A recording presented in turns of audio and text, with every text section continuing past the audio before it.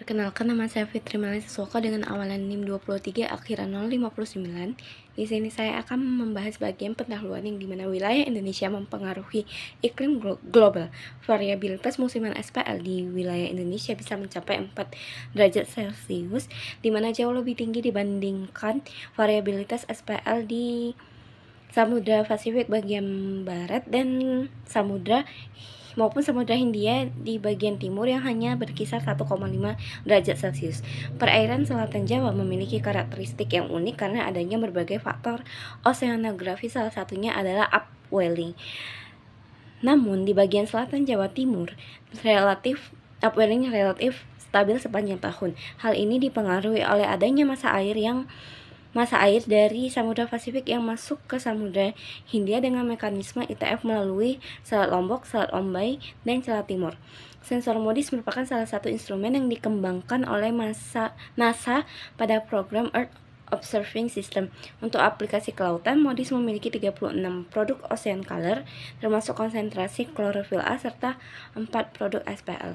Sekian dari saya, mohon maaf jika ada kesalahan. Terima kasih. Baik, perkenalkan nama saya Desa Sinta Pramesi Putri dengan NIM 23135111014. Jadi pada kali ini saya akan menjelaskan bagian metode mengenai lokasi penelitian dan juga sumber data. Langsung saja yang pertama yaitu lokasi penelitian. Penelitian ini terletak di wilayah perairan selatan Pulau Jawa yang berbatasan langsung dengan Samudra Hindia.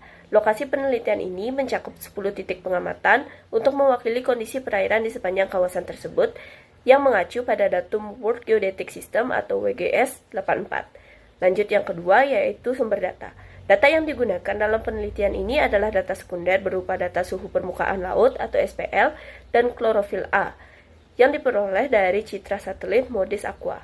Selain itu, citra satelit Landsat 8 level 2 juga digunakan dalam penelitian ini untuk proses ekstraksi garis pantai. Sekian yang dapat saya sampaikan, akan dilanjutkan oleh teman saya. Perkenalkan, nama saya Firdaus Haji Saputra dengan NIM 22135111091. Di sini saya akan menjelaskan terkait pendekatan penelitian. Adapun jenis dan tujuan.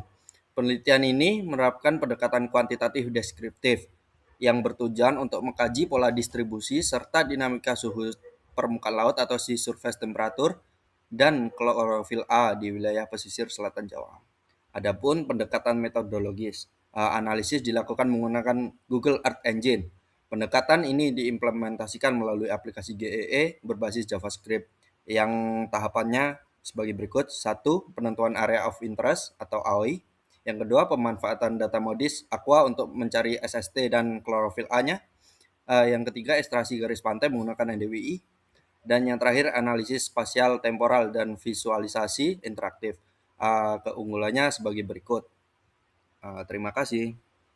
Oke, baik, perkenalkan nama saya Nanda Arjawa dengan NIM awalan 22 dan akhiran 016. Di sini saya akan menjelaskan mengenai workflow dari GAA. Di mana langkah pertama yaitu penentuan area studi, yaitu wilayah pesisir selatan Jawa sebagai batas analisis spasial. Kemudian langkah kedua pengembangan data satelit, yaitu kita menggunakan data satelit Aqua MODIS untuk parameter suhu permukaan laut dan klorofil A serta citra Landsat 8 untuk analisis garis pantai. Ketiga, data itu difilter berdasarkan area dan waktu. Kemudian dihitung nilai rata-ratanya sebagai tahap pemrosesan. Kemudian langkah keempat, garis pantai itu diekstraksi menggunakan metode NDWI dari citra satelit Landsat. Kemudian langkah kelima, seluruh hasil pengulangan ditampilkan dalam dashboard interaktif berbasis GAA.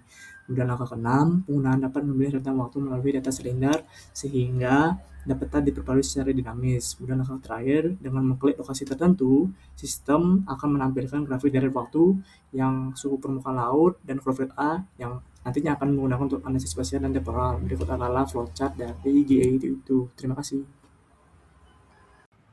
Perkenalkan, nama saya Imade Agusra Utama dengan NIM awalan 22 dan akhiran 001. Di sini saya akan menjelaskan mengenai diskusi yaitu mengapa MODIS Aqua cocok untuk analisis pesisir selatan Jawa. MODIS Aqua cocok untuk analisis pesisir selatan Jawa karena menyediakan data oceanografi utama berupa suhu permukaan laut atau SST dan klorofil A yang penting untuk memahami dinamika perairan. Sensor ini memiliki resolusi temporal harian sehingga mampu merekam variabilitas musiman dan antar tahun, seperti pengaruh monsun dan ENSO, dengan cakupan spasial luas dan resolusi sekitar 4 km. MODIS Aqua efektif untuk analisis regional, termasuk identifikasi upwelling, gradien suhu, dan zona produktivitas tinggi. Selain itu, data level 3 yang telah terkoreksi dan tervalidasi secara global mendukung analisis jangka panjang yang konsisten dan andal. Oke, perkenalkan nama saya Ferdian Syaulia Falevi dengan NIM 23135111029. Di sini saya akan melanjutkan materi tentang diskusi yaitu fungsi time slider dalam dashboard Google Earth Engine. Yang pertama, time slider itu berfungsi sebagai pengontrol waktu untuk mengatur periode analisis SST dan klorofil A. Yang kedua, memungkinkan pengamatan perubahan kondisi laut secara temporal, baik musiman maupun antar tahun. Yang ketiga yaitu membantu identifikasi upwelling ditandai oleh penurunan SST dan juga peningkatan klorofil A pada periode tertentu. Yang keempat, mendukung analisis rata-rata temporal sehingga mengurangi noise data harian. Yang kelima, setiap perubahan waktu langsung memperbarui peta dan grafik time series secara otomatis. Yang keenam, meningkatkan interaktivitas dan efisiensi analisis spasial temporal dalam satu dashboard. Dan yang terakhir yaitu menunjukkan keunggulan Google Earth Engine sebagai platform analisis data satelit berbasis waktu. Sekian dari saya, terima kasih. Saya Julia Sibarani dengan NIM 23311511096.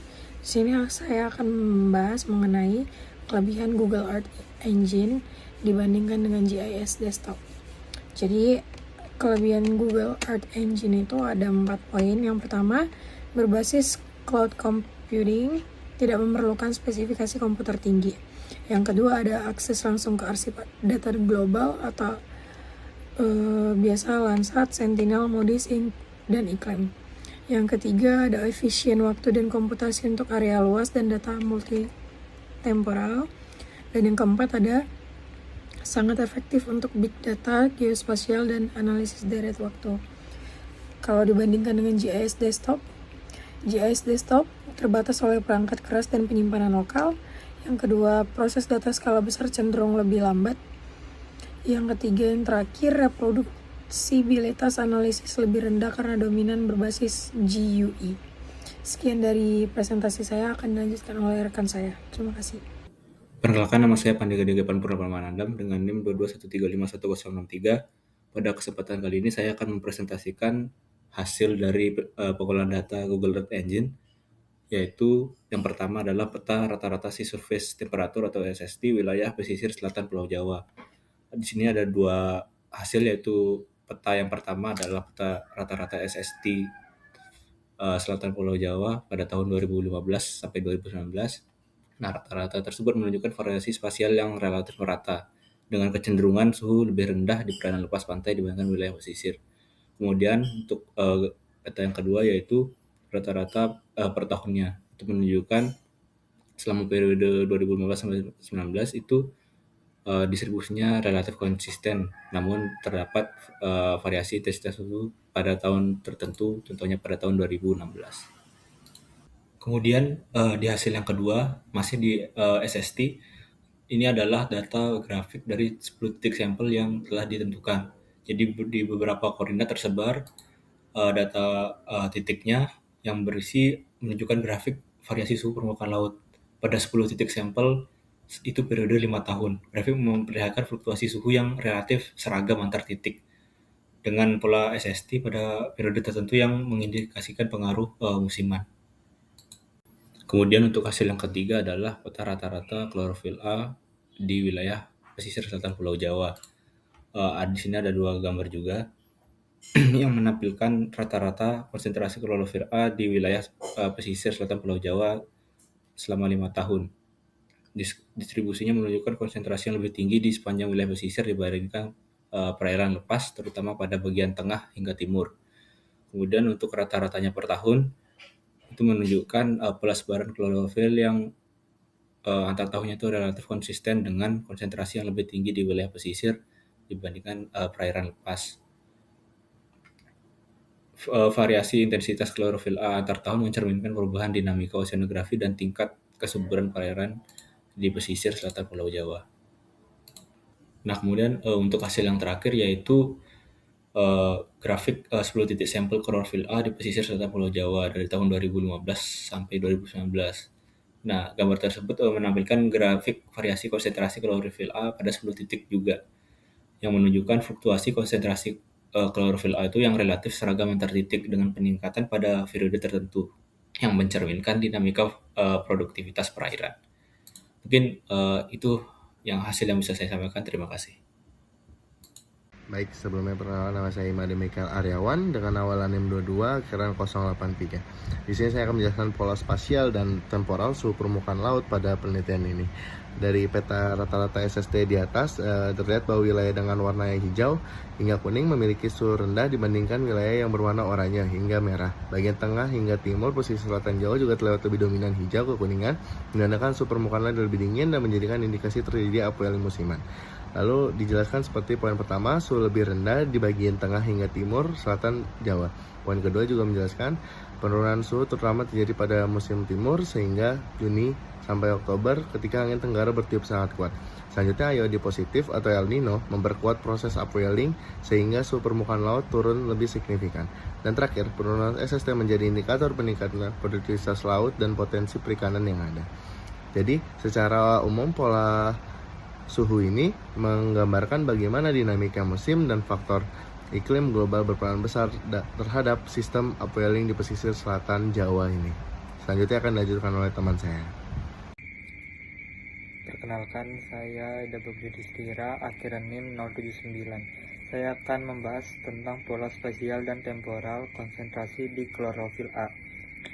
Di klorofil A ini tersebut distribusi klorofil A itu di pesisir selatan Jawa. Konsentrasinya klorofil A itu lebih tinggi di sepanjang pesisir selatan Jawa. Nilai tingginya banyak ditemukan di wilayah berdekatan dengan perairan yang dingin. Pola ini menunjukkan tingginya produktivitas primer di perairan pesisir. Yang kedua itu hubungan klorofil A dengan suhu permukaan laut SST. Itu satu, terjadi peningkatan klorofil A saat SST menurun. Yang kedua, hubungan ini menunjukkan kolerasi negatif antara SST dan klorofil A. Yang ketiga itu kondisi tersebut menjadi indikator kuat terjadinya upwelling. Yang ketiga, prosesnya upwelling. Upwelling membawa massa air kaya nutrien, nitrat dan fosfat ke permukaan. Nutrien ini mendukung pertumbuhan fitoplankton. Yang terakhir itu akibatnya konsentrasi klorofil A meningkat di perairan permukaan. Yang terakhir, variasi spasial antar wilayah. Yang pertama, tidak semua lokasi mengalami peningkatan klorofil A yang sama. Yang kedua, variasi dipengaruhi oleh morfologi pantai dan kedalaman dan arus laut. Ketiga, pesisir selatan Jawa Timur menunjukkan klorofil A relatif stabil sepanjang tahun. Stabilitas ini juga terkait suplai massa di area kontinu di Indonesia stroke flow atau ITF. Seperti di bawah gambar, seperti itu kondisinya di perairan selatan Jawa. Mungkin sekian, terima kasih. Berdasarkan penelitian dan pengolahan data Google Earth Engine ini dapat disimpulkan bahwa analisis data Aqua Moody's periode 2015 sampai 2019 menunjukkan bahwa suhu permukaan laut dan klorofil A di selatan Pulau Jawa memiliki pola spasial dan temporal yang jelas dengan variasi musiman konsisten. Kemudian yang kedua, hubungan antara penurunan SST dan peningkatan klorofil A mengindikasikan terjadinya fenomena upwelling, terutama pada musim timur. Yang ketiga, pemanfaatan Google Earth Engine terbukti efektif sebagai platform analisis spasial temporal berbasis citra satelit Aqua Moody's karena mampu mengolah data secara efisien serta menyajikan visualisasi, peta, dan grafik interaktif untuk mendukung analisis dinamika oceanografi. Mungkin sekian presentasi dari kelompok kami. Apabila ada kesalahan kata atau kekurangan, mohon dimaafkan. Akhir kata saya ucapkan terima kasih.